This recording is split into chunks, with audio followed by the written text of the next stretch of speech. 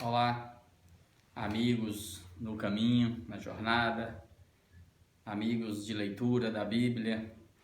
Quero convidar vocês novamente para juntos nós continuarmos lendo Jesus. Já entramos na última semana dele aqui na Terra. Nós lemos a entrada triunfal em Jerusalém, onde ele chora sobre a cidade e lamenta a oportunidade que eles perderam naquela visitação de Deus, onde eles viram tudo e mesmo assim eles fecharam o coração para a vida, para o amor, para o Rei dos Reis, aquele que não veio montado em cavalos brancos, sendo acompanhados por uma caravana, por multidões de gente. Não, ele veio humildezinho no jumento, como diz a profecia de Zacarias. E hoje nós vamos lá para Mateus 26, porque na sequência nossa tem o texto de João 12, onde Jesus é ungido por Maria lá em Betânia, e eu quero fazer essa leitura com vocês em Mateus. Está narrada por Marcos, no capítulo 14, está narrada por João no capítulo 12, e também está narrada por Mateus. Então, só que Mateus narra lá no capítulo 26, do verso 6 ao verso 13, e eu quero ler com vocês nesse instante. Então, abra sua Bíblia, convide os seus, abra o coração também, deixe os ouvidos atentos para compreender e a mente disposta a crescer com a consciência em Jesus. No verso 6 de Mateus 26, o texto diz assim: ora, estando Jesus em Betânia, em casa de Simão o leproso, Betânia, que é a casa de Maria, Marta e Lázaro, a quem Jesus ressuscitara dos mortos, né? E o texto de Marcos e João dá a impressão que eles estão em casa de Maria e Marta, porque Marta servia e Maria estava presente. Não, mas é que eles estavam juntos com a família de Lázaro na casa de Simão, o ex-leproso que ele havia curado lá anteriormente, né? Em Marcos 14:3, Jesus o curou, esse Simão leproso. Aproximou-se de Jesus então uma mulher, trazendo um vaso de alabastro cheio de precioso bálsamo, que lhe derramou sobre a cabeça, estando ele à mesa, uma mesa mais baixa, colocava um ombro sobre, o braço esquerdo sobre uma almofada, alguma espécie de apoio, e o braço direito servia. E era comum os hóspedes, né, serem ungidos naquele tempo no cabelo, com óleos, lavavam os pés. Maria então vem com um vaso de alabastro, ou seja, o texto lá de Marcos e Mateus dá a ideia fala de uma libra. Uma libra, no grego litra, quer dizer 300 gramas de um bálsamo puro de origem persa, caríssimo, que segundo o relato também dos evangelistas, custavam cerca de 300 denários, ou seja, o diário de um ano, o salário de um ano de um trabalhador braçal, de um trabalhador romano. E ele vem e quebra esse vaso de alabastro, que era um vaso de pedra de mármore, né, com um gargalo mais comprido, se quebrava e usava de uma só vez, para que se não perdesse suas propriedades químicas, seu aroma, seu cheiro. E ela vem e quebra isso sobre a cabeça de Jesus. Vendo isto, verso 8, indignaram os discípulos e disseram: por que este desperdício? Se nós formos o verso 9, pois este perfume podia ser vendido por muito dinheiro e dar-se aos pobres. A narrativa de João diz que esse que reclama é Judas, também Marcos, porque Judas era o administrador do grupo. Talvez do grupo de Jesus dos 12 fosse o mais inteligente, tivesse uma característica mais administrativa, e ele carregava a bolsa, ou seja, todas as ofertas que Jesus ia recolhendo no caminho, que as pessoas iam servindo, era Judas que carregava. E Judas assusta nesse momento, e ele reclama porque se não vendeu aquele perfume, pegou o dinheiro, 300 denários, e deu aos pobres. Ele está falando isso não por amor aos pobres, ele já está fazendo isso com a consciência muito atormentada, porque ele já havia negado, já havia no coração feito o pacto com os sacerdotes de trair Jesus por 30 moedas de pratas, que são nada, são 120 diárias, 120 denários, era bem menos do que o valor que está aqui. Ou seja, o preço de Jesus por ele não foi nada. Ele estava atraindo Jesus. Essa aqui não. Ela veio numa atitude de adoração, em reconhecer Jesus como Deus, o Senhor da vida dela. E ela não mediu esforços para pegar tudo que ela tinha de mais precioso e fazer com Jesus. Mas Jesus, sabendo disso, disse-lhes: por que molestais essa mulher? Ela praticou boa ação para comigo. Porque os pobres sempre os tendes convosco, mas a mim nem sempre me tendes. Ou seja, os pobres, nós como igreja, nós temos obrigação desde o Velho Testamento a cuidar deles desde sempre, todos os dias do ano. Não é só em épocas de crise, de isolamento, que você tem que cuidar de pobre, ajudar e ser solícito. A prática da bondade tem que ser uma prática diária, nossa, constante, a todos aqueles que batem as nossas portas, de fato, com uma real necessidade. O pobre, a viúva, tem que ser ajudado todos os dias. E Jesus então fala com eles: não, ela fez isso aqui como uma ação profética, de adoração profética, diz o texto. Pois derramando este perfume sobre o meu corpo, ela o fez para o meu sepultamento. Ou seja, então Jesus está mais uma vez mostrando para eles que ele iria morrer e ele seria sepultado, e aquele já era um embalsamamento. E aquilo que essa mulher fez, em verdade vos digo, que onde for pregado em todo o mundo este evangelho, será também contado o que ela fez para a memória sua. Então assim, amados, quando a gente ama, quando a gente crê, e Jesus é o único que tem que ser adorado. Eu quero destacar aqui a figura dessa mulher. E como que no processo você vai perceber que as pessoas que mais estavam próximas de Jesus eram mulheres servindo. E os maiores encontros de Jesus, diálogo de Jesus, se deu com mulheres. E mais uma vez você vê aqui um homem, Judas, com a consciência já pesada. Porque o que ela estava levando a Jesus como oferta de adoração, preparando para aquele momento da cruz, da morte, tinha um valor mais que o dobro daquilo que ele já tinha planejado trair Jesus como sacerdotes, trocando por 30 moedas de prata. Eu quero então agora, lido esse texto, convidando você para se render a Deus, diante de Deus em adoração.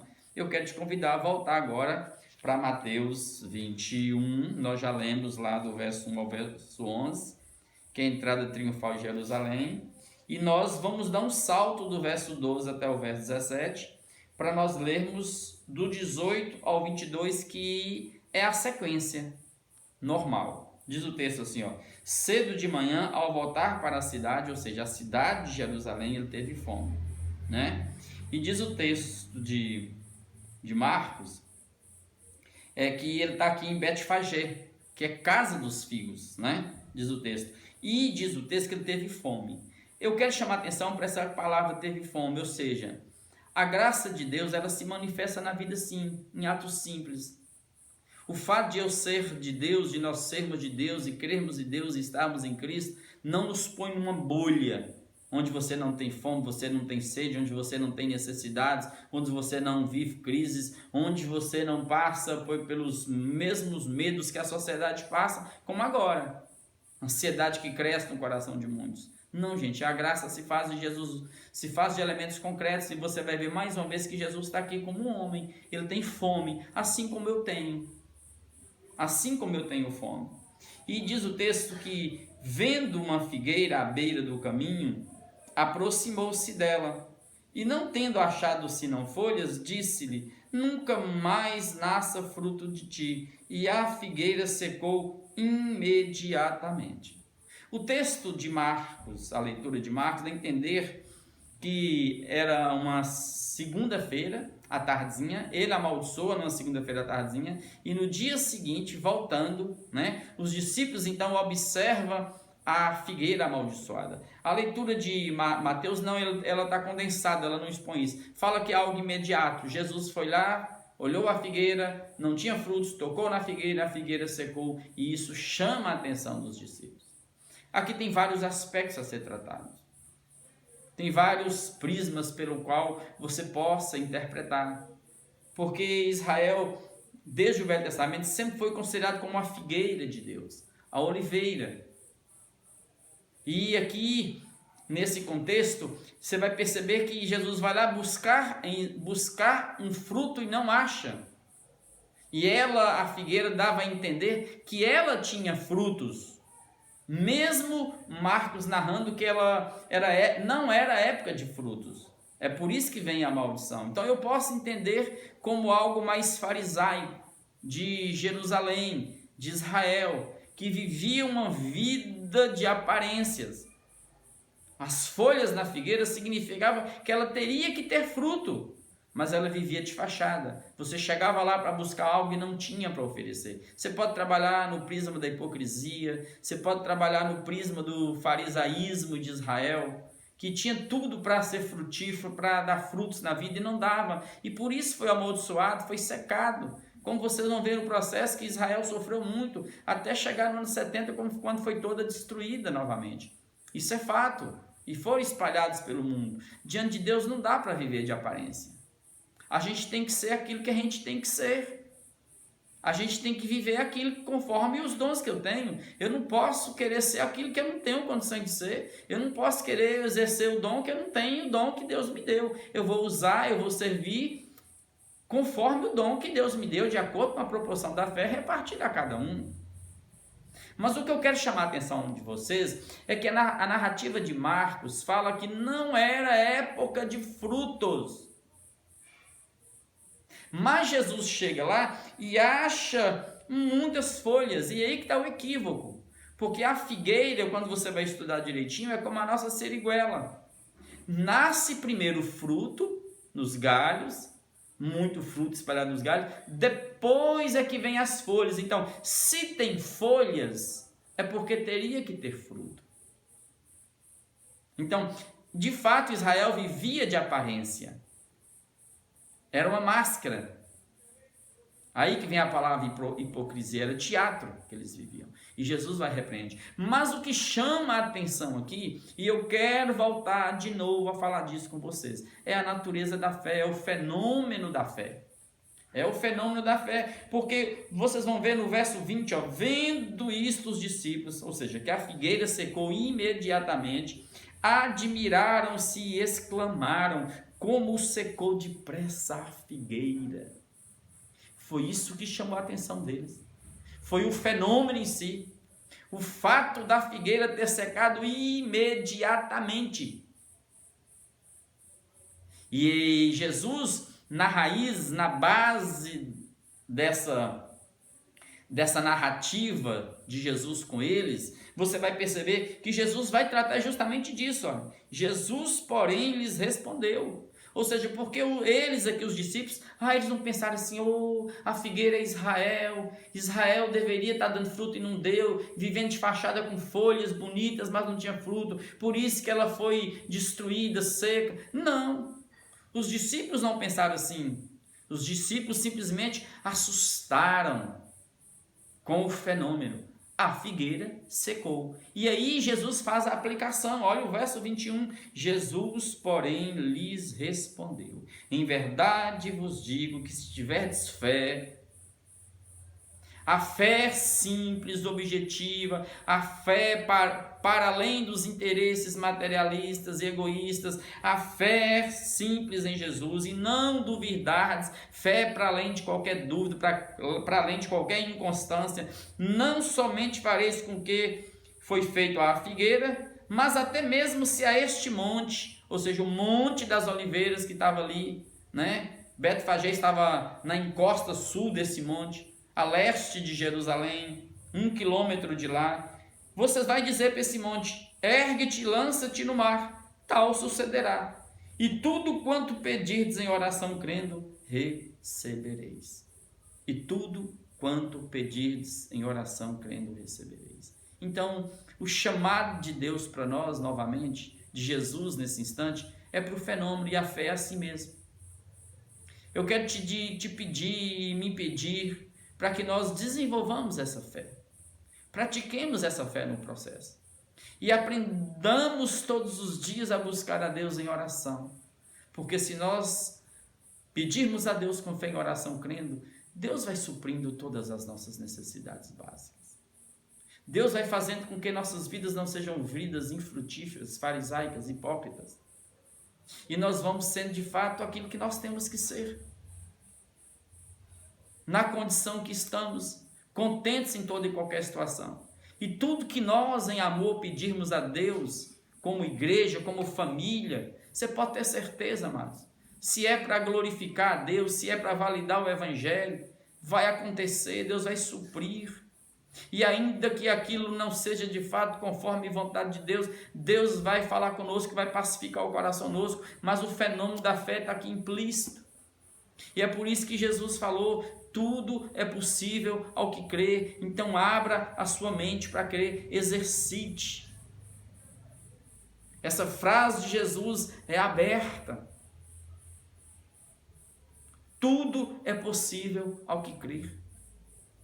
Vale para nós muito mais que cremos em Deus. E vale também para qualquer um outro que está na face da terra, que ainda que não tenha informação de Deus, que não saiba de Deus, mas ele crê nele, ele crê na inteligência dele, no potencial dele, ele crê no que ele pode fazer, no sonho dele, ele corre, ele vai, ele luta. Mas aqui Jesus está falando de uma fé específica, para além de qualquer dúvida. Então eu quero te convidar a crer nesses dias, a derramar o coração diante de Jesus. E eu quero te convidar nesse momento para a gente exercitar a fé. Vamos orar juntos nesse instante?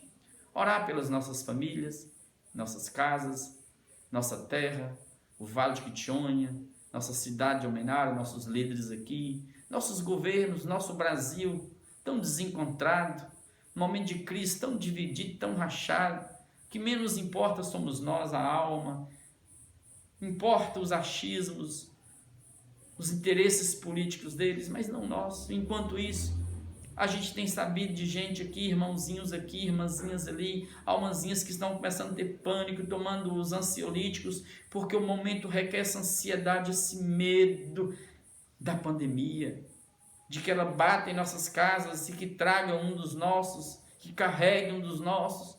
Então eu quero te convidar nesse instante para orar e descansar em fé e não neurotizar nada e não ficar estressado com nada, apenas descansar dentro da sua casa, enquanto o maior tempo possível que você puder, aí é o lugar mais seguro, e sair para trabalhar, para produzir, para fazer alguma coisa, quando de fato tiver necessidade. Deus vai cuidar de nós dentro dessa arca. Então vamos orar nesse instante com fé. Abre o seu coração nesse instante. Dobra os joelhos da alma em busca do Senhor. Levantemos um clamor. Oh Deus, nós queremos antes de tudo é te agradecer, Deus. Agradecer porque de fato o Senhor nos deu o presente maior que a vida. E o Senhor mais do que nunca, Pai, nos salvou em Cristo Jesus. Obrigado, Pai, por esses exemplos narrados aqui da adoração de Maria, que derramou tudo que tinha ali aos pés, na cabeça de Jesus e o adorou e o preparou para aquele momento da cruz. Oh Deus, obrigado, Pai. Obrigado porque o Senhor nos chamou para cuidar dos pobres, sim, todos os dias da nossa vida. E sempre tivermos oportunidade, nós cuidaremos sim, Pai. Nós não queremos fechar o coração para o amor, para aquilo que é vida, não. E nós queremos nesse instante, Pai, te pedir, não nos deixe sermos como Israel, que vivia uma vida de fachada para fora, de hipocrisia, de teatro, mas não tinha fruto em si. De dentro do coração não brotava nada, era um coração vazio, sem conteúdo, era uma mente vazia, vã, sem consciência. Não, Pai.